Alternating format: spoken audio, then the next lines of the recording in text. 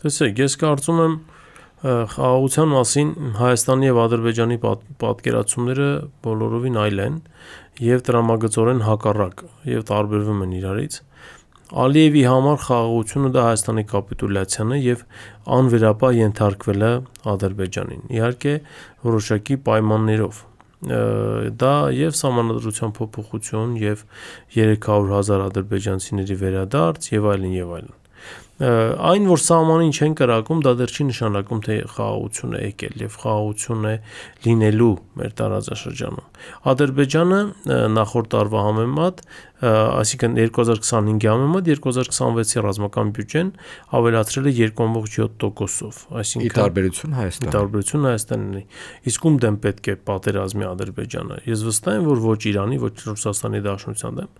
Ալիևը չի համարձակվի բացահայտ պատերազմ սկսել։ Նշանակում է Ալիևը